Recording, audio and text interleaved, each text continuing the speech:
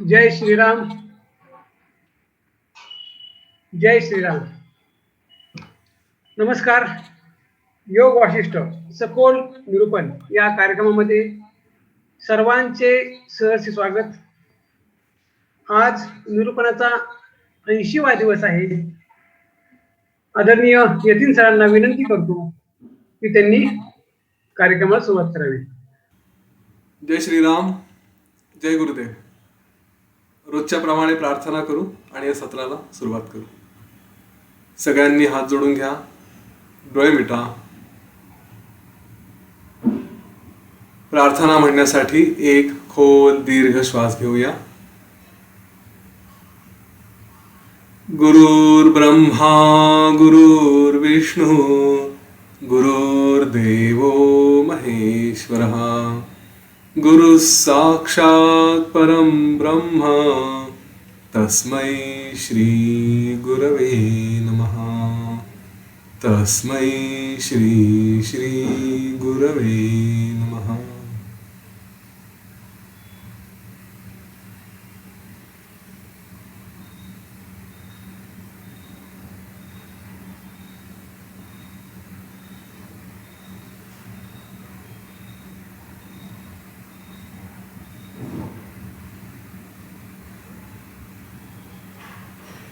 हळूवार डोळे उघडूया.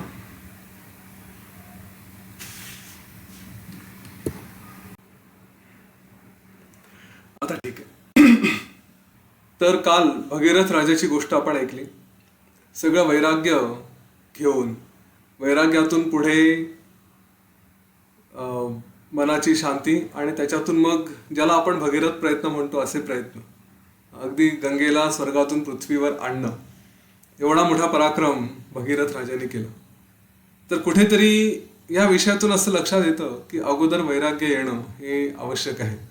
मुळात योग वासिष्ठाची सुरुवात सुद्धा वैराग्य प्रकरणापासून झालेली आहे. जर काय कितीही भोग घ्या, कितीही सुखाचा काहीही करा किंवा कितीही दुःखात असा, कुठून तरी हे वैराग्य आलं पाहिजे. या जगाविषयी, स्वतःविषयी हे सुख किंवा ज्यांच्या मागे आपण धावतो आहे त्यांच्या नश्वरतेबाबत, की अरे हे लगेचच संपणार आहे, याच्या मागे जास्त जाण्यात अर्थ नाही, अशा प्रकारची भावना ही निर्माण झाली पाहिजे. तर हे वैराग्यातून सुख येऊ शकतं, पण कधी कधी चुकीचं वैराग्य असेल, वैराग्याची भावना चुकीची केली. आपण दरवर्षी म्हणण्यापेक्षा दर कुंभमेळ्यामध्ये ज्या बातम्या येतात की इतके लोक सगळं संसार सोडून साधू झाले, वेगवेगळे जे काही साधूंचे आखाडे असतात त्याच्यामध्ये IT प्रोफेशनल सुद्धा, कम्प्युटर इंजिनियर असू द्या, आणखी कोणी असू द्या, हे सगळे लोक तिकडे जातात आणि त्यांना वैराग्य आलेलं असतं आणि त्या वैराग्याचंच ते परिणाम म्हणून कुठेतरी सगळं अंगाला राख फासून घेऊन आता भगवे कपडे घालून सगळं सोडून चालले. तर हे वैराग्य अशा प्रकारचं हे उपयोगाचं नाही. मनातून सात्विक वैराग्य आणि ते शाश्वत असावं, ते टिकावं. तात्पुरतं आलेलं असं वैराग्य नको. अनेकांना स्मशान वैराग्य येतं, कुठेतरी काहीतरी जाऊन आले, बघितले आणि झालं, अरे सगळं जीवन नश्वर आहे वगैरे, असं नाही. तर ही वैराग्याची गोष्ट, एकाला नवरा बायको, पती पत्नी, एकाला जोडीदाराला हे विचारातून आलेलं वैराग्य, जगाचं खरं स्वरूप कळलं. दुसऱ्याला आलेलं वैराग्य की ज्यांनी आत्मज्ञान सोडून बाकी सगळे मार्ग अवलंबून करायचा प्रयत्न केला आणि त्याच्यातून मग पुढे त्या जोडीदाराला त्याला पुन्हा आत्मज्ञानाच्या माध्यमातून, वैराग्यातून परत या जीवनात कसं आणलं, याची अतिशय सुंदर गोष्ट चुडाला आणि शिखीध्वज या राजा राणीची, पती पत्नीची ही गोष्ट आहे. याच्यामध्ये सुरुवातीलाच हा सारांश सांगतो, म्हणजे मग पूर्ण जो थ्रेड आहे, काय चाललंय नेमकं हे कळेल. की शिखीध्वज यांनी ह्याचं चुडालाशी लग्न झालं आणि काही काळ घालवल्यानंतर मग चुडालाला तिने आत्मज्ञान मिळवलं. शिखीध्वजांनी काही आत्मज्ञान मिळवलं नाही. तो त्याला वैराग्य आलं, त्याला कळत होतं आणि म्हणून मग त्यांनी असा विचार केला की चला जंगलात जाऊ.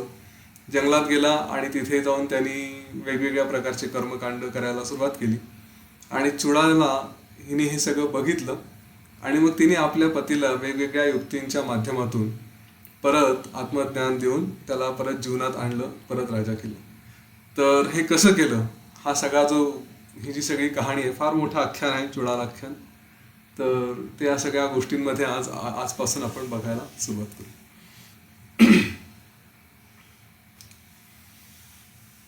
उज्जैन नगरामध्ये तिथे शिखीध्वज नावाचा राजा होता. त्याचे वडील मूळचे एक मांडलिक राजे, त्यांचा हा राजपुत्र. पण पुढे मोठा झाल्यावर स्वतःच्या पराक्रमाने ह्यांनी आपलं सार्वभौम राज्य सगळीकडे हे केलं, निर्माण केलं. आणि अतिशय दयाळू, दानी, चांगला, ज्ञानी, सगळे काही सद्गुण असणारा असा तो राजा. आणि त्यांनी पुढे हे सगळं राज्य करत असताना प्रजेला पण तो फार प्रिय होता.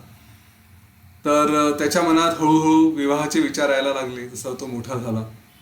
आणि मग त्याच्या लक्षात आलं की एक राजकन्या आहे चुडाला, ही आपल्यासाठी योग्य आहे. त्याच्या मंत्रीगणांनाही त्याचं मनोगत कळलं आणि त्यांनी त्या दोघांचा विवाह, चुडाला आणि शिखीध्वज यांचा विवाह लावून दिला. हे दोघंही अतिशय एक प्रिय झाले एक दुसऱ्यांना, एकमेकांमध्ये खूप छान त्यांचा जीव होता. असं म्हणतात, त्यांचं जे वर्णन केलं की ते दोन शरीर पण एकच हृदय, एकच मन, असं त्यांचं सगळं जीवन होतं. आणि ह्याला जर काही शिखीध्वज आणि चुडाला यांच्यामध्ये संबंध एक दुसऱ्याला सांभाळून घेण्याचे अतिशय प्रेमाचे असे संबंध होते. तर दोघांनाही एक दुसऱ्याप्रती, एक दुसऱ्यांच्या कलाप्रती आदर होता.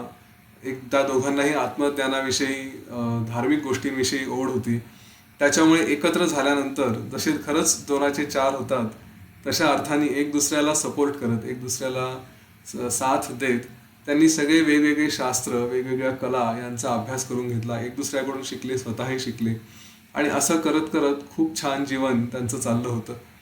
अतिशय तारुण्यामधलं सगळा काळ त्यांनी वेगवेगळे भोग, वेगवेगळं ज्ञान, सगळ्या गोष्टींमध्ये जे योग्य असेल ते सगळं त्यांनी केलं. आणि लोकांना असं वाटायचं की अरे, हे पृथ्वीवरती आलेले लक्ष्मीनारायणाचा जोडाच आहे. इतकं छान त्यांचा संसार चालला होता. याप्रमाणे असे सुखांचा आस्वाद घेत घेत अनेक वर्ष उलटून गेली.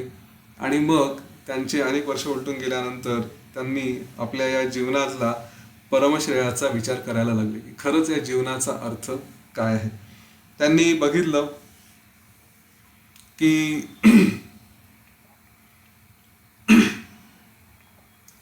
पिकलेलं फळ हे जसं झाडावरून पडणं अटळ आहे, तसंच मृत्यूसुद्धा हा सगळ्यांसाठी अटळ आहे. आपण कितीही भोगांचा उपभोग घ्यावा, त्यांच्या मागे लागावं, ते काही संपत नाही. जसं जसं आयुष्य वाढत जातं तसं तसं एकानंतर एक सारखे भोगांची इच्छा, भोगांचा हव्यास हा वाढत जातो. आणि आयुष्य, तारुण्य हे असंच जसं पूर येतो आणि जातो, त्याप्रमाणे पुराच्या पाण्याप्रमाणे तारुण्यसुद्धा वाहून जातं. हे जग मात्र माणसाला वारंवार वेगवेगळ्या मोहांमध्ये गुरफटत जातं, भुलवत जातं. आणि ते सुख वाटतात, मिळतात, पण सुखसुद्धा येतात आणि निघून जातात. आणि ही जी काही दुःख असतात, ही गिधाडांसारखी आपल्या अंगावर, शरीरावर, चित्तावर वारंवार झडप घालून या चित्ताला दुःखी करतात, आपल्या शरीराला वेगवेगळ्या प्रकारचे रोग देतात, वेदना देतात. आणि शरीर कुठल्याही काही क्षणी नष्ट होऊ शकतं. चित्त हे सारखं फळ भोगतच राहतं. त्यामुळे हा संसार खरं बघितलं तर असार आहे. याच्यामध्ये कुठलाही रस असा नाही. या संसारात काही मजाच नाही. त्याच्यातली आपल्याला जे काही पाहिजे इष्ट वस्तू ती मिळेलच, याची कुठली शाश्वती नाही. मग ह्या जीवनामध्ये असं काय आहे की जे स्थिर आहे, ज्याचा आश्रय केला असताना मृत्यू येणार नाही, किंवा मृत्यू आला तरी म्हातारपण, ज्याला जरा म्हटलेलं आहे, दुःखी म्हातारपण, व्याधी, अशा कुठल्याही गोष्टी संभवणार नाही. यांच्यापासून माणूस स्वतःला वाचू शकेल आणि कुठल्याही प्रकारचे दुःख त्याला भोगावे लागणार नाही. तर असं काय आहे की ज्याचा विचार केला की जेणेकरून आपल्याला हे सगळं प्राप्त होऊ शकेल. हे असं करत असताना ही चुडाला हिने विचार करायला सुरुवात केली की अध्यात्मशास्त्र हेच खरं संसाराच्या या व्याधीवरचं औषध आहे. आपण अभ्यासात याचा अभ्यास करायला सुरुवात करावी, अध्यात्मशास्त्राचा अभ्यास करायला सुरुवात करावी असा तिने विचार केला. तिने शिखीध्वजाशी बोलली आणि दोघांनीही त्याप्रमाणे वेगवेगळ्या विद्वानांशी पंडितांशी चर्चा करणं, श्रवण करणं, मनन करणं, त्याचा अभ्यास करणं, असं त्यांनी ध्यान करत सगळं आपलं पुढचं जीवन न्यायला सुरुवात केली. ह्यामध्ये गंमत अशी झाली की चुडालाकडे भरपूर ती वेळ काढू शकत होती, कारण तिचं कमिटमेंट होती आपल्या कार्याप्रती. शिखीध्वजही तसा चांगलाच होता, त्याच्यात काही दुर्गुण होते अशातला प्रकार नाही. परंतु राज्यकारभार सांभाळायचा आणि इकडे हे पण विद्वानांकडनं श्रवण करायचं, त्याच्यावर मनन हा विशेष भाग त्याचा झाला नाही. त्याचं श्रवण जास्त झालं, चुडालाचं श्रवण आणि मनन. तिने विचार पण केला, आपण जे ऐकतो त्याच्यावरती ती विचारही करत होती. शिखीध्वजाला मात्र तेवढा काही त्याला वेळ मिळाला नाही आणि त्याच्यामुळे ते दोघांमध्ये थोडंसं त्या ज्ञान घेण्याच्या बाबतीत फरक पडायला लागला. चुडाला ही अधिकच त्या विषयांमध्ये रमून गेली, विषयांमध्ये म्हणजे आत्मज्ञानामध्ये. दोघे एक दुसऱ्याशी चर्चा करायचे, त्याच्याबद्दल बोलायचे, प्रेमाने राहायचे. त्यात कुठेही त्यांच्यात मतभेद झाला अशातला काही प्रकार नाही. परंतु हे सगळे विचार ऐकता ऐकता पुढे एक दिवस चुडाला हिने त्याच्यावरती मनन करायला सुरुवात केली, विचार करायला सुरुवात केली आणि तिने अशा पुढे जे आज आपण करणार आहोत तशा प्रकारचं आत्मचिंतन तिने सुरू केलं. या गोष्टीमध्ये लक्षात घ्या, आतापर्यंत अजून या क्षणापर्यंत तरी हा शिखीध्वज हा सुद्धा तिच्यासोबतच होता, तोही ज्ञान मिळवत होता. एक जो फरक होतो आणि ज्याच्याबद्दल आपण याच सत्रांमध्ये कधी बोललो आहे की जे काही ऐकतो ते ऐकल्यानंतर त्याच्यावर मनन होणं हे आवश्यक आहे. वाचन करतो त्याच्यावर मनन होणं आवश्यक आहे. नुसतंच पुस्तक वाचलं आणि ते वाचून त्याच्यावर बोललो किंवा त्याच्यावरती चर्चा केली आणि असं उपयोगाचं नाही. कुठेतरी आपण ज्या गोष्टीचा अभ्यास केला, जे वाचलं त्याचं थोडंसं संदर्भ लावता आला पाहिजे की मी काय वाचलं, त्याचा उपयोग काय. हे नुसतंच पुस्तकात जे दिलेले आहेत तेवढ्यापुरतंच मर्यादित आहे की त्याच्याकडून आणखी काही गहन अर्थ मला अपेक्षित आहे. तर तुमच्याकडे ज्यांच्याकडे पुस्तकं आहेत, जे हे वाचतील त्यांनी थोडंसं त्याचं अप्लिकेशनसुद्धा करायचा प्रयत्न करावा की आपण जे वाचतो आहे हे ह्या गोष्टीपुरतंच मर्यादित आहे की याच्याही पलीकडे याच्यातला आणखी काही गर्भित अर्थ, काही याच्यात लपलेला अर्थ काही असा आहे का जे आपल्याला सहज नुसतं वाचताना लक्षात येणार नाही, पण थोडा विचार केल्यावर कदाचित कळू शकेल. आपल्या जीवनाशी कुठे याचा संबंध आहे का, आपल्या आजूबाजूला घडणाऱ्या घटनांशी याचा काही संबंध आहे का, अशा प्रकारे विचार जरूर करावा. हा विचार जेव्हा करतो ना तेव्हा आपली बुद्धी पण आपोआप प्रगल्भ होते. आपल्याला कळायला लागतं की अरे इतके वेगवेगळे गोष्टी असू शकतात, याचे काय काय संदर्भ असतात. आणि कदाचित एका अभ्यासात हे होणार नाही. एकदा एक गोष्ट वाचली तर तेव्हा काहीतरी कळेल. पुन्हा योग वासिष्ठ संपूर्ण वाचून झालं, पुन्हा वाचायला घेतलं तर त्यावेळेस कदाचित त्या गोष्टीचा आणखी कुठला तरी वेगळा अर्थ कळेल. हे असं सगळं होत जातं आणि वारंवार अभ्यासाचा हाच एक त्याचा परिणाम असतो की दरवेळेस आपण जेव्हा त्या विषयाला स्पर्श करतो तेव्हा नवीन नवीन नवीन नवीन गोष्टी ह्या कळायला लागतात. त्यामुळे हा अभ्यास सोडायचा नाही, त्याच्यावरती मनन हे अजिबात थांबवायचं नाही. तर आता आपण चुडालाने जो विचार केला तोच आपणही करूया. तिने स्वतःशीच आत्मचिंतन केलं. हेच आत्मचिंतन आपल्यालाही करायचं आहे. या जीवनाबद्दल, ह्या संसाराबद्दल, या सगळ्या गोष्टींबद्दल करायचं आहे.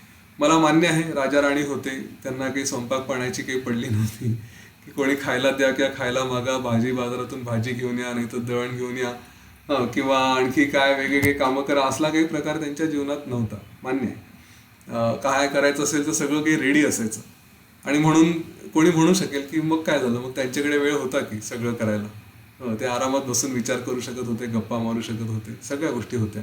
आम्ही सामान्य माणसं आहोत, आम्हाला कुठे एवढा वेळ मिळणार, काय मिळणार, असे प्रश्न येतात.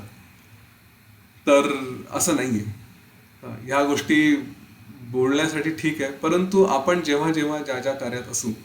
परवाच इथे एक प्रश्न विचारला गेला होता आणि त्यांनी विचारलं की एवढं एका दिवसात इतक्या गोष्टी कशा मॅनेज करता.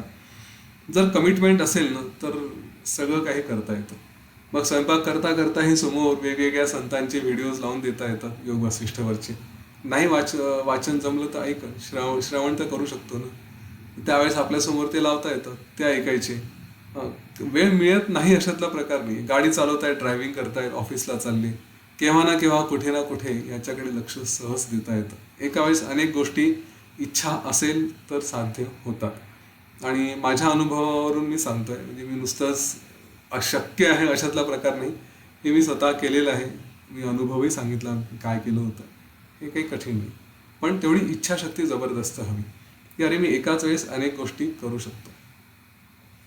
तर असं आपल्या जीवनामध्ये हे घ्या. आपण आता निर्वाण प्रकरणात आहोत आणि हो पुढे चाललो आहोत. काही दिवसांनी योग वासिष्ठ संपेल, अजून वेळ आहे भरपूर. आपण आत्ताशी निर्वाण प्रकरणाची सुरुवात केली आहे. परंतु ह्या गोष्टीकडे लक्ष द्या की जे काही वाचतोय, जो काही आपण इथे विषय बोलतोय, मी काहीतरी माझ्या अनुभवातून तुम्हाला सांगतो की मला हे असं समजलं. ह्याच्या पलीकडे ह्या गोष्टीतून तुम्हालाही काहीतरी वेगळं समजत असेल, तोही एक त्याचा अर्थ तो शोधा. त्याचा काय उपयोग करून देता येतो, आपल्या जीवनात कसा त्याचा उपयोग करता येतो तेही बघा. ठीक आहे, चालेल. चल सगळ्यांनी डोळे मिटून बसूया.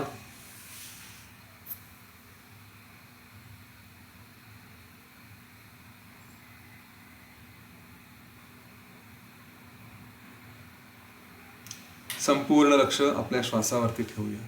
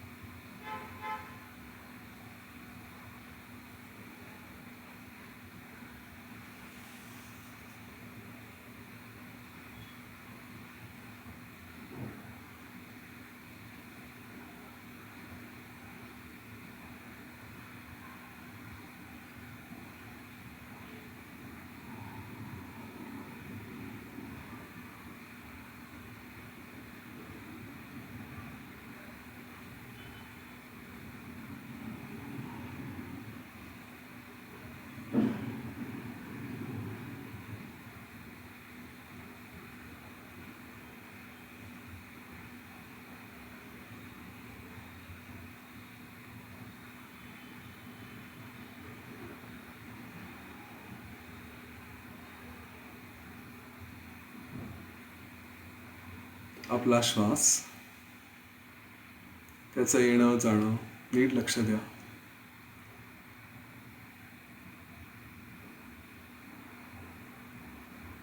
संपूर्णपणे श्वास स्थिर होतो आहे,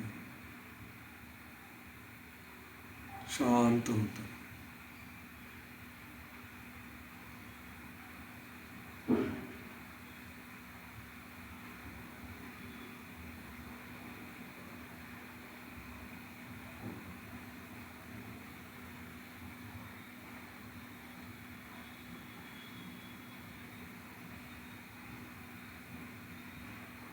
आत्मज्ञानाचं चिंतन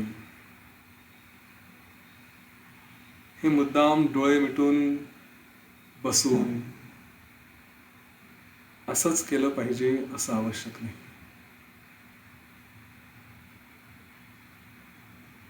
हा विचार, हे चिंतन हे केव्हाही करता येतं. व्यवहारात असताना, नसताना.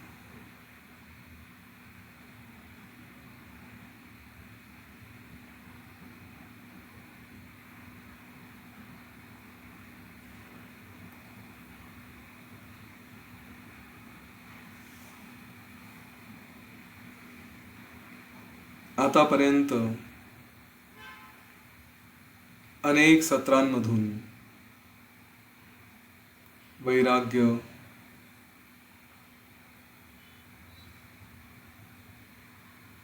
मुमुक्षूंना अपेक्षित असलेला व्यवहार,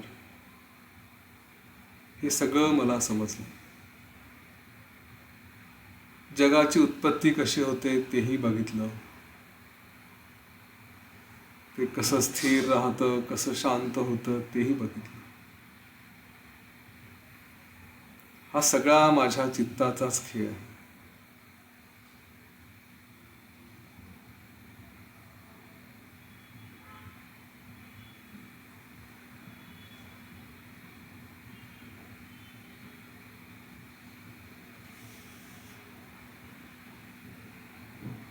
या सगळ्या उपदेशातून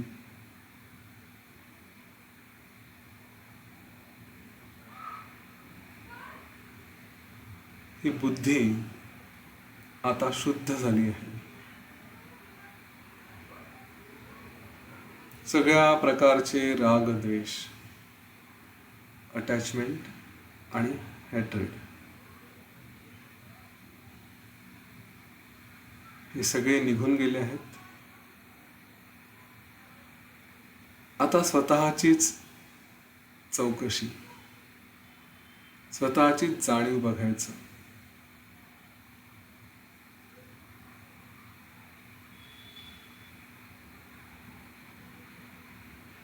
या शुद्ध बुद्धीने आता आम्ही शोधणार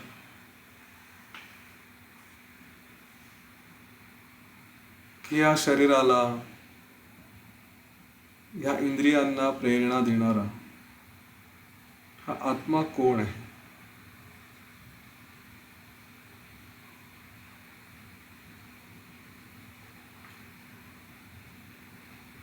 हा जो मी मी म्हणतो तो मी कोण आहे. हे जे वारंवार ऐकलं, संसाराचा भ्रम निर्माण झाला आहे, तो कोणाला झाला आहे. हा भ्रम आला कसा, आणि हा जो कोणी मी आहे तो कुठे आहे, भ्रम कुठे आहे.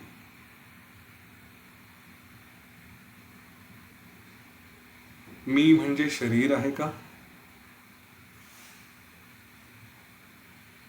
पण शरीर तर जड आहे. रक्त, मांस, हाड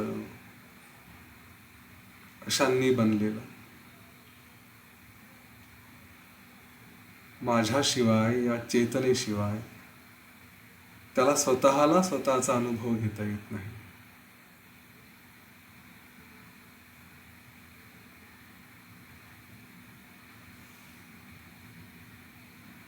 हे इंद्रिय सुद्धा त्याचाच भाग आहेत.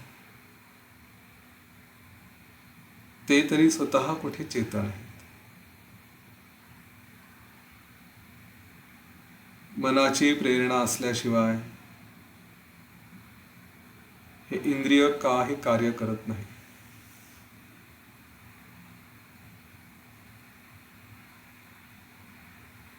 मन जर ठिकाणावर नसेल तर समोरची गोष्ट दिसत नाही, कोणाचा आवाज ऐकू येत नाही.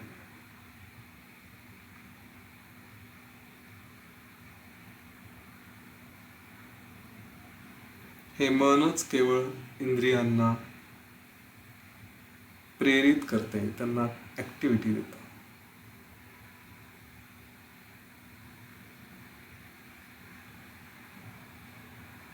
हे मन सुद्धा स्वतः जडच आहे. सतत बुद्धीच्या मुळे कुठल्या ना कुठल्या कल्पना करत असतं.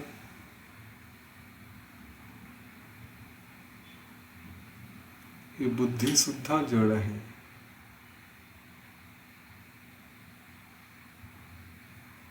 अहंकार आहे, मीपणाची भावना आहे, म्हणून बुद्धी कार्य करते.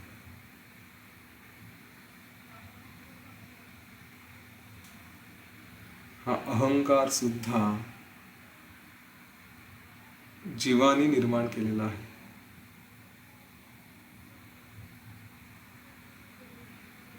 मग हा जीव कसा आहे?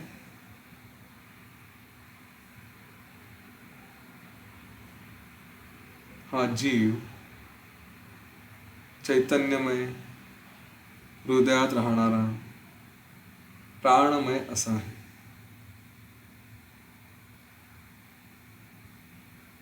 मूळ चैतन्यामुळेच तो आहे.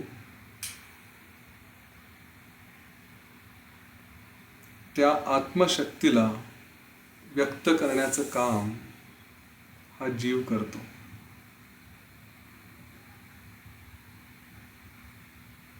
किंवा हा आत्माच त्याच्या स्वभावाच्या विरुद्ध असलेल्या पदार्थांची संपर्कात येऊन स्वतःचं स्वरूप सोडतो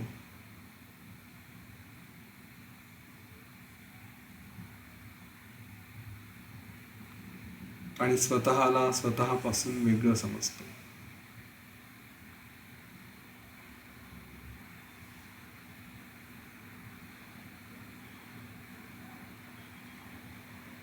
तोच आत्मा, त्याचीच चेतना ही वासनेच्या सान्निध्यात आली की वासनेसारखीच काम करू लागते.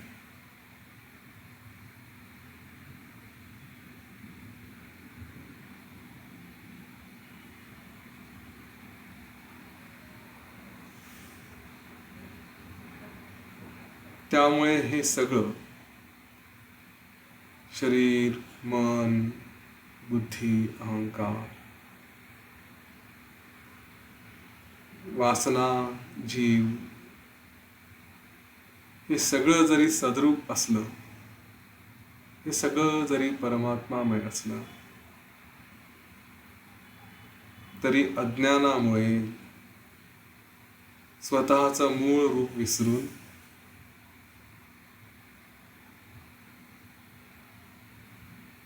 स्वतःला शरीर समजणं, इंद्रिय समजणं, ह्यामुळे असत्य, जड असे झाले आहेत.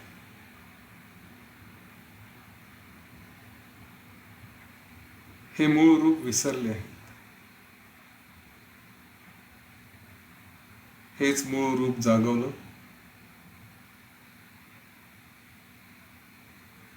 तर हा सगळा भ्रम दूर होईल.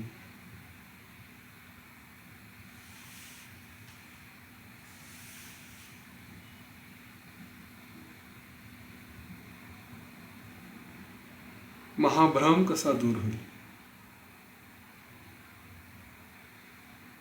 हे सत्य कसं कळून येईल?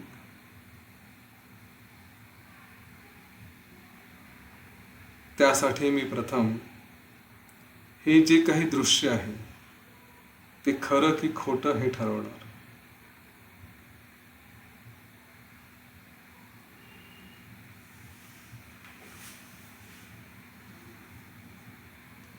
मुळात ह्या दृश्याकडे एक केवळ बघणारा म्हणून बघितलं, द्रष्टा म्हणून बघितलं, एक साक्षी भावाने बघितलं,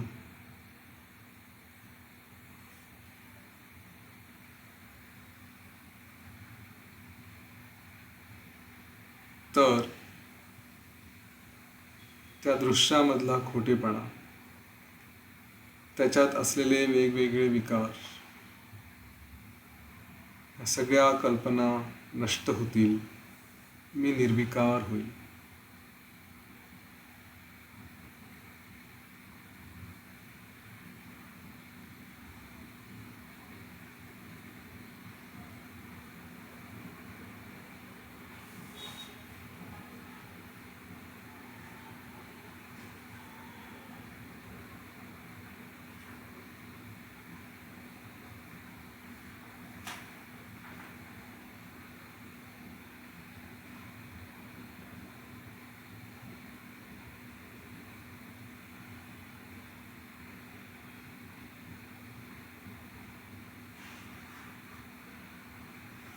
आतापर्यंत अनेक ध्यानांच्या मार्गातून अनेक वेळा हाच विचार केल्यामुळे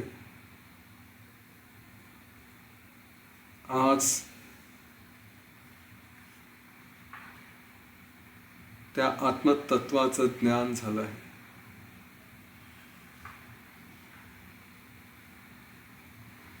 एकदा हे ज्ञान झालं की त्यापासून मी ढळणं शक्य नाही.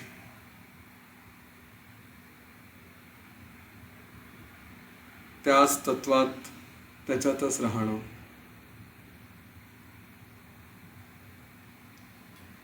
त्यांनी कुठलं नुकसानही नाही, सगळ्या इच्छा आपोआप पूर्ण होतात. मुळात अशा स्थितीत माझं सुख दुःख हे बाहेरच्या कुठल्याही गोष्टीवर अवलंबून नाही. मग मला कशाचा लोभ, कशाचा तिरस्कार.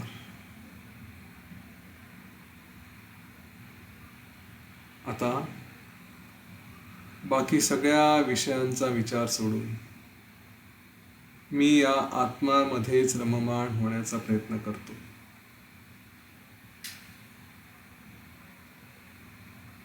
हे जे माझं स्वतःचं रूप जे मी विसरलो होतो त्यालाच मी आठवण्याचा प्रयत्न करतो.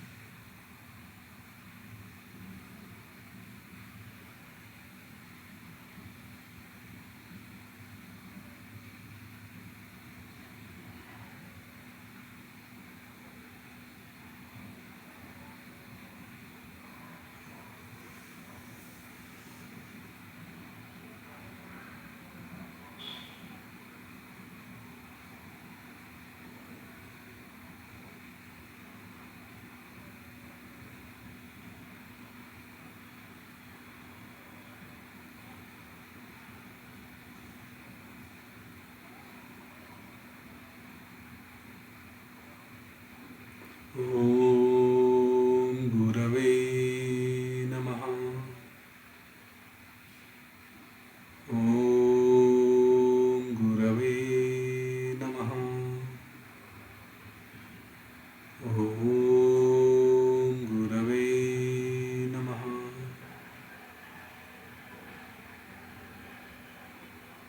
ओम शांति शांति शांति.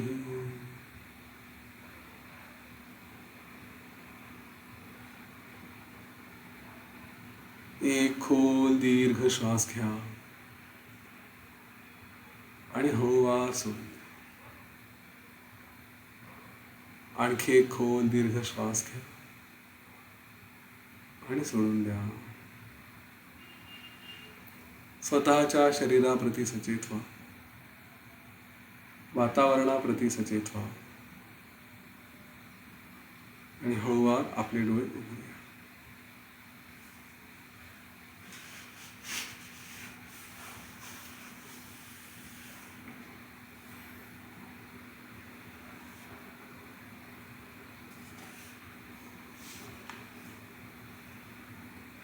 आतापर्यंत जेवढे ध्यान केलेत त्या सगळ्यांचं स्वरूप जर लक्षात आलं असेल आणि त्याला मुद्दाम ध्यान करायची गरज नाही, आजचा ह्या ध्यान करण्याच्या सुरुवातीचे जे काही वाक्य होते, जो विषय होता तो थोडा लक्षात घ्या.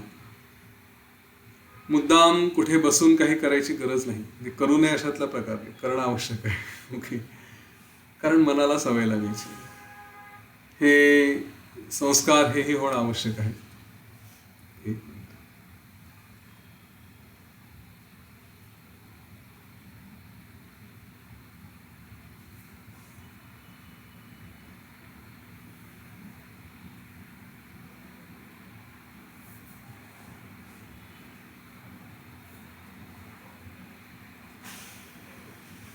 हे सगळे संस्कार, या सगळ्या उपचारांची आवश्यकता आहे, पण त्याच्यातून थोडं एक पाऊल आपण आणखी योग वासिष्ठचे वाचक म्हणून, साधक म्हणून थोडं पुढे जायला हवं. की डोक्यात फालतूचे कुठले तरी विचार करत बसायचे, स्वतःच ज्याला दिवा स्वप्न बघणं म्हणतो किंवा मनोरंजन म्हणायचं, असल्या काही गोष्टी करत बसण्याऐवजी जेव्हा जेव्हा आपल्याला वेळ मिळेल तेव्हा तेव्हा मनावरती हा आत्मविचार आला पाहिजे. आणि आत्मविचार हा स्वतःहून सुरुवात करायचा. म्हणजे असं आवश्यक नाहीये की काहीतरी कटाकटी झाल्या, कुठेतरी कमी जास्त प्रसंग आले की त्याच्यानंतर आत्मविचार करायला सुरुवात करायची, किंवा घरात जोडीदारांपैकी, मुलाबाळांपैकी, आईवडिलांपैकी कोणीही त्या मराठी सिरियल्समध्ये कसं दाखवतं, जर तुम्ही बघत असाल मराठी सिरियल्स, माझ्या असंच अधूनमधून त्या डोळ्यासमोर येतात. त्याच्यात असे 5-6 पात्र असतात आणि त्या पात्रांपैकी असं टर्न बाय टर्न म्हणजे काही एपिसोड्स एक पात्र फोकस केलं जातं आणि त्याचं डोकं फिरतं, तो चिडतो, संतापतो, रागावतो वगैरे काहीतरी ऑड वागायला लागतो आणि मग त्याला बाकीचे सगळे समजवतात, सगळेजण एकदम शहाण्यासारखे वागायला लागतात आणि सगळे शहाण्यासारखे वागतात, हा एक वेड्यासारखा वागतो. मग हा नॉर्मल झाला की दुसरं कोणीतरी पात्र मग तो रोल घेतो, मग तो वेड्यासारखा वागायला लागतो. हो ना, हे सगळे आपण बघितलेले आहेत आणि सगळा फोकस एकावरून दुसऱ्यावर, दुसऱ्यावरून तिसऱ्यावर. ते काय सिम्पल लॉजिक आहे एपिसोड्सचं आणि आपण त्याच्या मागे वेड्यासारखे बघत राहतो की हे काय चाललंय, तरी रोज बसून त्याच्यासमोरच जाऊन बसतो आणि कुठेतरी स्वतःलाही त्या भूमिकेमध्ये बघायचा प्रयत्न करतो. तर तसं या जीवनातही कधी कधी एक, कधी कधी दुसरं कोणी ना कोणी कमी जास्त होत असतं आणि ते कमी जास्त झाल्यानंतर मग आपण आपला विचार करायचा, हे असे का वागतायत, मग सगळं ज्ञान आठवायचा प्रयत्न करायचा आणि मग त्यानंतर हे ध्यानही आठवायचा प्रयत्न करायचा. मग तेव्हा सांगायचं, अरे सगळं जीवन असं आहे, असं आहे, तसं आहे वगैरे वगैरे. म्हणजे थोडासा भोग भोगून मग ह्या मार्गावरती यायचं. त्याच्याऐवजी जेव्हा मन रिकाम असतं तेव्हा आणि मुद्दाम वेळ काढून सकाळी साधना करतो आहे किंवा कसं, त्यावेळेस ह्या दोन्ही वेळेस हा विचार करणं स्वतःहूनच ट्रिगर करायचं. रिकाम आहे ना, सुरू करून दे. याचा परिणाम असा होतो की ही सवय लागते. म्हणजे मुद्दाम एखादा प्रसंग आल्यानंतर मग आठवावं अशा गोष्टीची गरज नाही. ही सवयच अशी होऊन जाते की काही झालं तरी हां सोड, भ्रमच आहे, हां सोड, स्वप्नच आहे. मग तुम्ही नवऱ्याला स्वप्न म्हणा, बायकोला स्वप्न म्हणा, त्यांच्या डिमांड्सला स्वप्न म्हणा, समोर पनीरच्या भाजीच्या ऐवजी कारल्याची भाजी आली त्याला स्वप्न म्हणा. हां, या सगळ्या गोष्टींना जे जे काय सगळं समजायचं, इथे जे जे काही नॉलेज दिलं आहे ना, बेसिक 3-4 गोष्टी आहेत. काय सगळं स्वप्न आहे, ओके ठीक आहे. ते अजून नाही समजायला तयार होत तर मग मी म्हणजे कोण हा प्रश्न विचारा. मी म्हणजे कोण म्हणजे शरीर नाही, इंद्रिय नाही, सेन्सेस नाही, तो कोणीतरी आत्मा आहे, त्याच्यावर कुठल्याच गोष्टींचा परिणाम होत नाही. त्याला तुम्ही पनीर खाऊ घाला, नाही तर कारलं खाऊ घाला. जसं पुरुषांसाठी हे आहे तसं स्त्रियांसाठी मंगळसूत्र द्या, सोन्याचं द्या, नाही तर चांदीचं द्या. काय फरक पडतो, एकूण एकच आहे. शरीराला थोडीच काही होणार आहे त्यांनी. पण हे अशा प्रकारच्या कल्पना, अशा प्रकारचे विचार जर करायला लागलो तर मग मात्र पूर्णपणे निर्विकारता येते. मग काय वाटेल ते होऊ द्या, आपण आपले कार्य व्यवहार व्यवस्थित पार पाडत जातो. त्यासाठी सुरुवात मात्र ही आतून व्हायला पाहिजे. बाहेरून ट्रिगर मिळाले आणि नंतर मग करत गेलो तर ती सवय चुकीची. मग त्या ट्रिगर्सचीच वाट बघत बसतो की केव्हा कोणीतरी काहीतरी सटकेल आणि मग आपण विचार करायला सुरुवात करू, मग तेव्हा ध्यान करायला बसू. तर ते योग्य नाही, कारण समोरचा आपला पार्टनर बोलतो आहे आणि आपण असा विचार करत बसलोय की हां हे सगळं भ्रम आहे, माझ्या शरीराला काही होत नाही, माझं मन सुद्धा जड आहे. ठीक आहे, तो समोरचा माणूस आणखी चिडतो अशा परिस्थितीमध्ये. अरे मी बोलतोय, तू काहीतरी रिस्पॉन्स दे. त्यावेळेस रिस्पॉन्स देताना आतमध्ये जे फिल्टर झालेलं असतं, आतमध्ये जो विचार असतो की मी आतमध्ये बोलताना एकदम व्यवस्थित बोलणार पण आतमध्ये सगळा भ्रम आहे. ठीक आहे, तर अशी अशी जर आपली वृत्ती होऊ शकत असेल, असं जर आपण काही अचीव करायला शिकलो तर ते खरं ज्ञान. आणि म्हणून परिस्थिती आल्यानंतर विचार करायच्या ऐवजी स्वतःहून अभ्यास करायचा, हे मुख्य याच्यातून कळलं पाहिजे. बाकी तर ध्यानाचं स्वरूप आतापर्यंत लक्षात आलं असेल. सगळं तेच, शरीर म्हणजे मी नाही, हे सगळे जे विषय आहेत त्यांच्या मागे लागलो तर त्यांच्यातून खरा आनंद नाही, हे सगळे बदलणाऱ्या गोष्टी आहेत. सगळं हे जो चैतन्य आहे स्वतःलाच त्या विषयांशी तद्रूप करतं असं म्हटलेलं आहे, त्यांच्या रूपात जातं आणि त्याच्याशी जोडून घेतं. हां, हे सगळे जे काही आता जर यांचं कलेक्शन केलं त्या 6-7 गोष्टींभोवती सगळं फिरतं. ठीक आहे, आणि तेच मुख्य ध्यानाचा विषय. कधी एका बाजूनी करा, कधी दुसऱ्या बाजूनी करा, बस विषय तोच चालतो. आता हे जर लक्षात आलं, याचा अभ्यास करायला लागलो, तर म्हणून इथे जे म्हटलं आहे की व्यवहारात असताना सुद्धा हा विचार सतत जागा ठेवायचा. मी ध्यानात मुद्दाम बसून करेल तेवढंच असं नाही, एरवी सुद्धा हा विचार झाला पाहिजे. आता असा त्या चुडालानी, जसं इथे आपल्याशी सांगितलंय, चुडालानी सुद्धा हाच अभ्यास पुन्हा पुन्हा पुन्हा पुन्हा, जेव्हा जशी ती व्यवहारात असेल नसेल, कायम तिने हाच अभ्यास केला, मनन केलं आणि अशा रीतीने ती आत्मसाक्षात्काराला पोहोचली. त्याच्यानंतर तिची जी मनाची अवस्था होती की ज्याला काही आहे असंही म्हणता येत नाही, काही नाही असंही म्हणता येत नाही, या सगळ्यांच्या पलीकडे ज्याचं वर्णन करता येत नाही, अनिर्वचनीय अशा त्या ठिकाणी ती स्थिर झाली आणि ती अत्यंत तेजस्वी होऊन शोभू लागली. आता अशा प्रकारे तिच्या चेहऱ्यावरती, एक मिनिट,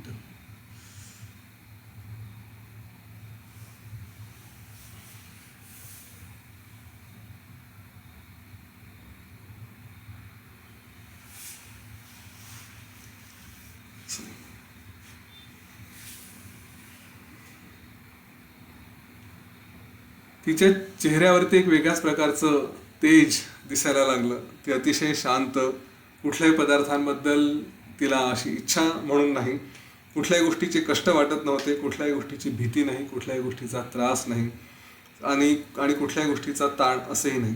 संपूर्ण व्यवहारात ॲक्टिव्ह, सगळ्या गोष्टी करणारी, परंतु तरीही कशामधूनच कशाचीही अपेक्षा न करणारी.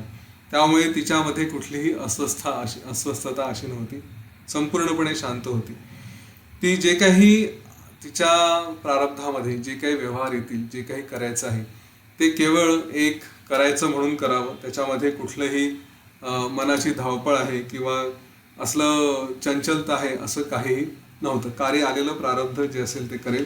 शरीर इंद्रिय आपले आपले कार्य करतील. आतमध्ये मात्र पूर्णपणे सगळं मन, सगळ्या वृत्ती ह्या शांत झालेल्या असतील. अशा रीतीने ती स्वतःमध्ये स्थिर झाली. त्यामुळे तिचं वर्णन शब्दांनी करता येणार नाही अशा अवस्थेला ती पोहोचली. आता तिची ही सगळी अपूर्व शोभा तिच्या नवऱ्याने शिखीध्वजाने बघितली आणि त्यांनी तिला विचारलं की तू तर एकदम आता नवतरुणीसारखी दिसायला लागली, नवयौवन तुझ्यामध्ये आलेलं आहे, पूर्वीपेक्षाही तू जास्त तेजस्वी आणि उजळून दिसायला लागली, ते कशामुळे? तुझ्या वागण्यामधून असं लक्षात येतं की तुझं चित्त कुठल्या भोगांची अपेक्षा करत आहे अशातला भाग नाही. बरं, तुला काही मिळालं नाही म्हणून तू दुःखी झाले अशातलाही भाग कधी दिसून येत नाही. तू पूर्णपणे तुझं चित्त, तुझं मन शांत, धीर, गंभीर, स्थिर झालं आहे असं दिसून येतं. तुझ्या कुठल्याच व्यवहारामध्ये मला चंचलता दिसत नाही आणि तू काहीतरी आहे तीच आहे पण एकदम वेगळी आणि निराळी असल्यासारखी दिसते. तर तू काय कुठला जादू टोणा करते आहे, कुठलं मंत्रसिद्धी घेतली आहे, कुठले औषधं घेतलेले आहेत, कशाचा अभ्यास करते की ज्याच्यामुळे हे सगळं तुझं शरीर आणि तुझं रूप बदलून गेलं आहे? काय झालं आहे असं की तू कुठलं अमृत प्यायली आहे किंवा तुला याच्यावरून असं कुठलं श्रेष्ठ, या राज्यापेक्षाही श्रेष्ठ काही असं मिळालं आहे की जे तू मला सांगत नाही? तुला काहीतरी कल्पवृक्ष किंवा चिंतामणीहून वेगळं काही मिळालं आहे की ज्याच्यामुळे तू पूर्णपणे निश्चिंत आहे? ज्याच्याकडे कल्पवृक्ष असेल, चिंतामणी असेल, त्याला कसली चिंता? जे पाहिजे ते मिळवा. तर तशी काही तुझी वृत्ती झालेली दिसते आहे. आणि याच्यावरती चोडालांनी त्याला एक फार सुंदर उत्तर दिलं की मी असलं काही खटपट केली नाही. तर तिने जे संस्कृतमध्ये त्याचं सारांश सांगितलं आहे, तेन अहम श्रीमती स्थिता. हा संपूर्ण श्लोक आणि त्याचं भाषांतर फार सुंदर आहे. ते आपण उद्या वाचूया, उद्या त्याच्याबद्दल चर्चा करू. आणि तिथून पुढे मग शिखीध्वज त्याची काय प्रतिक्रिया, की आपल्या पत्नीने हे सांगितलं त्याच्यावर त्याला काय वाटलं, टिपिकल नवऱ्याची काय रिॲक्शन असते, हे सगळं आपण उद्या बघूया. पण मी सांगितलेला हा आजचा एक विचार जरूर लक्षात ठेवा की सतत सतत आत्मचिंतन करावं. कुठल्याही भाषेतून करा. हा भ्रम आहे म्हणून करा. शरीर म्हणजे मी नाही याच्यातून करा. अहम ममत्व सोडून द्या. मी म्हणजे परमात्मा, हे सगळं सुद्धा माझंच आहे, त्या रूपाने करा. किंवा मी काहीच नाही, माझंही काहीच नाही, अशा रीतीने करा. जे काही करता येईल एक कुठलं तरी पकडा, त्याच्यावरती विचार करत राहा. ते करताना श्वासाचा आपल्या जरूर उपयोग करून घ्या. श्वासावरती लक्ष ठेवा. श्वास कुठून कुठपर्यंत जातो आहे. जेव्हा जितका याचा अभ्यास कराल ना तितकं शरीराला, मनाला अतिशय स्थिरता येते. आणि बाकीच्या व्यवहाराच्या गोष्टी विचाराल तर त्या सहज साध्य होत जातात. आमचे अनुभव आहे की या गोष्टी आपोआप आपल्या दृष्टीने घडायला लागतात. इथे वारंवार वसिष्ठ ऋषींनी सांगितलं आहे की एकदा हा आत्मतत्वाचा अभ्यास करायला लागलो, त्याच्यामध्ये जायला लागलो की सुखच तुमच्या मागे धावत येतात. एरवी आपण सुखांच्या मागे धावतो. तर ते राधाकृष्णासारखं आहे की राधा म्हणजे ही असं म्हणतात धाराच्या विरुद्ध राधा. त्याचं काहीतरी असं कुठेतरी वर्णन केलेलं आहे. धारा म्हणजे काय की जे सगळे लोक कृष्णाकडे धावत असतात, पण राधा ही विरुद्ध, त्याच्यामुळे कृष्ण राधाकडे धावतो. तसं आहे, सगळे सुख हे त्या ज्या आत्मतत्वाकडे असतात त्याच्याकडे धावत येतात. तर या गोष्टीचा अनुभवही येईल, पण त्याचा प्रॅक्टिस त्याची झाली पाहिजे, त्याचा अभ्यास हा झाला पाहिजे. तर ही उरलेली गोष्ट आपण उद्या कंटिन्यू करू. अजून बरेच एपिसोड्स आहेत त्या गोष्टीचे आणि छान आहे. ठीक आहे, इथे थांबूया. जय श्रीराम, जय गुरुदेव.